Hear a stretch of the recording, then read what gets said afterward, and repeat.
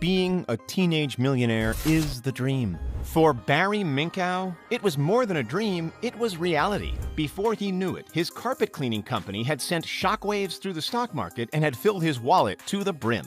There was one major issue here, though. It was all built on lies. While most others his age were in college, he was committing credit card fraud, falsifying financial reports, and manipulating the stock market with a business that existed purely on exaggeration and cover-ups. Like a house of cards, it all came crashing down. So how did a teenager manage to manipulate the system? Did he get away with it? Or was the FBI too good?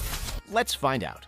See this guy? That's Barry Minkow today. This guy, however, is Barry Minkow 20 years ago, when he wasn't even old enough to graduate high school. As it turns out, he was old enough to build an intricate business empire worth hundreds of millions of dollars, of which the foundation was built on illegalities, cover-ups, and scams. Barry was the teenage mastermind behind Z-Best. Before it went bust, he'd transcended up the ranks for almost a decade, eventually holding over $100 million worth of stock in his own company. On the outside, Minkow was building a multi-million-dollar corporation composed of two elements: cleaning and insurance restoration. On the inside, he was forging more than 10,000 phony documents, stealing and manipulating, without so much as a strange look coming his way. So who exactly is this rule-bending whiz kid? And of all the possible industries that he could have found himself in, how did he end up in carpet cleaning? It's not exactly up there with firemen and astronauts as the ideal boyhood career.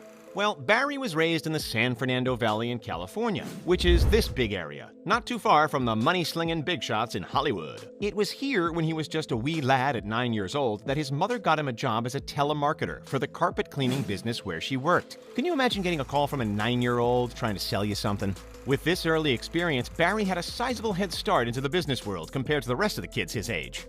He continued to work and learn as he transitioned into his teenage years. All the while, he was studying full-time at school. Then at 15, Barry got his first taste of ownership. While a sophomore at Cleveland High School, he planted the seed of Z-Best, his very own carpet cleaning business. In the business's early days, there was nothing shady going on. The business was legitimate. He would book clients, drive to their house, do the job, and get paid for it.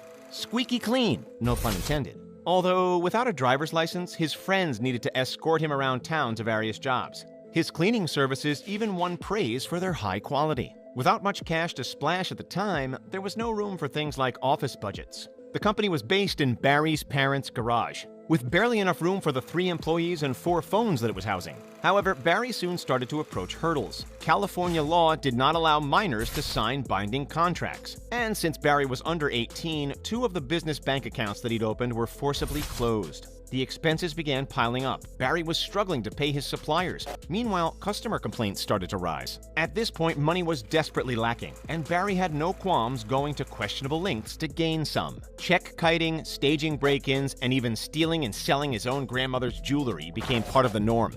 Then came the expansion. Until this point, it was just cleaning, but now it was insurance restoration as well, the side hustle which eventually accounted for 86% of all the company income. This was the critical moment, the point that saw Barry's business cross the line. Before we tell you how, we need to introduce this man, Tom Paget. Tom was an insurance claims adjuster with the know-how and the contacts in the insurance sector. Together, Tom and Barry forged a number of documents that claimed that Barry's company, Z-Best, was involved in several restoration projects for Paget's company. They foolproofed this fraud with yet another layer of fraud by forming a fake company called Interstate Appraisal Services. This fake company, which remember Barry and Tom had created, was the one verifying details of the fake restorations to Barry's bankers. In the eyes of the bank, Interstate Appraisal Services was legitimate, and therefore so was Barry, and therefore so was Z-Best. The banks had fallen for the illusion that Barry ran a profitable business, therefore were confident enough to dish out loans. After graduating in 1985, Barry's sole focus shifted. The school books were thrown out the window, and all eyes were now on his so-called company, Z-Best. The company continued to grow, supported by its fraudulent foundations. Then, in January of 1986, when Barry was just 19 years of age, Z-Best went public on the stock market. But how was this even possible given all of the underlying shadiness? Before a stock goes public on NASDAQ, like Barry's company did, they are audited. Consider Barry a little fortunate here because the accountant who had audited Barry's company prior to its IPO didn't physically visit the insurance restoration sites that they claimed to have operated in. Had the accountant physically done so, he would have realized that the addresses provided were simply mailboxes scattered throughout the San Fernando Valley. In the eyes of the public, Barry knew what he was doing. His face appeared on TV commercials. He was driving around in a Ferrari, and he owned a mansion in the wealthy Woodland Hills, a significant upgrade from his parents' garage. With the flawless facade intact, shareholders had no qualms throwing their money into the pile to become part of the General Motors of the carpet cleaning industry. Yeah, that really was one of Barry's advertising strategies. The company eventually reached a market cap of more than $200 million. Barry's plan was simple. He'd wait the 2 years required by law and then sell his shares. But it didn't quite pan out as planned. Money was still needed, so he persuaded to raise another $15 million in capital. Again, auditors were swooping. So how did he deflect them this time? The auditors wanted to tour the Interstate Appraisal Services office building. So Barry gave them an office building, although it wasn't his, he just borrowed it. And when the accountants asked to witness a current insurance restoration project, Barry simply took them to a half-built structure, claiming that it was a legitimate restoration job that they were working on. Of course, the auditors lapped it up because all of the lies were backed up by thousands of fake documents that were created by this man, Mark Morsey. He was the financial consultant for Barry and Z Best, and he had no hesitations breaking the rules. The fraud grew, the money grew, and Barry had almost reached a point where he was in the clear. He had orchestrated a move that would have allowed him to wiggle free of the twisted web of lies that he'd entangled himself in.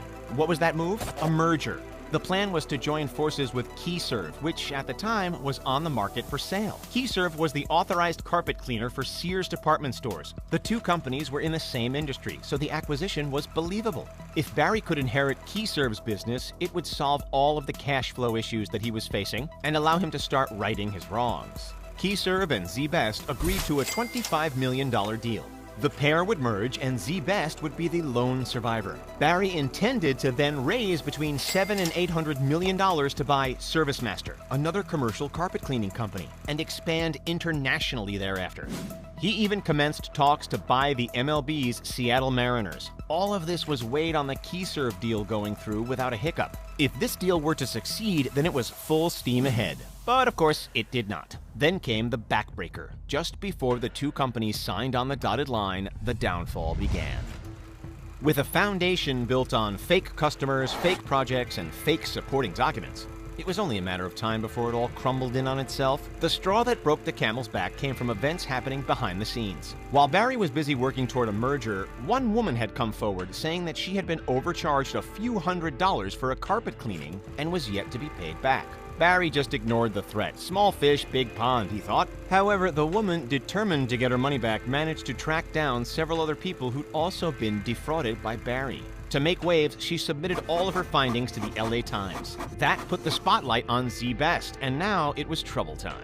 The story was published days before the merger was supposed to happen, sending the stock price plummeting 28% in the blink of an eye. This proved the catalyst in the chain reaction that caused more agencies, including the SEC and the FBI, to dig, and for more fraud to be uncovered. When the controversy was at its highest point, Barry Minkow abruptly resigned for health reasons. Less than several months after the initial public offering, the company was bankrupt, and its assets were auctioned off for a measly $64 grand. Once all the cards had fallen, the punishment was laid down. In January of 1988, when Barry was yet to turn 22, he and 10 other staff were convicted of 54 counts of racketeering, securities fraud, money laundering, embezzlement, mail fraud, tax evasion, and bank fraud, as a result of close to 90% of the company's revenue being fraudulent. That's a hefty rap sheet. After trying to lie his way out of some of the charges, on December 14th of that year, he was found guilty of everything. The sentence? 25 years in prison. But he only ended up serving 7.5 of those 25, most of them at the Federal Corrections Institution in Inglewood, Colorado. Following his early release in 1995, Barry claimed to be a born-again Christian. However, old habits die hard, and in little time he was back to his mischievous law-breaking schemes. While working as a church pastor, he founded the Fraud Discovery Institute. Ironic, isn't it? Until you learn that the Fraud Discovery Institute was indeed also a fraud. He would use the investigative journalism power of the organization to his own advantage. Before he would publish a damning report on a public company, he would sell his own shares in said company. He would then rebuy them when they were near worthless, only for the stock price to rise again once the reports were proven to lack substantial facts. In essence, he was shorting the stocks that he himself was manipulating. Eventually, Barry pleaded guilty to insider trading as well as church fraud, admitted to embezzling over $3 million in donations to the San Diego Community Bible Church, where he was head pastor. As the icing on the cake, he also hid nearly $1 million worth of income and $250,000 in taxes from the IRS. After being sentenced on April 28, 2014, he finally remained locked up for over 5 years, finally released on June 6, 2019.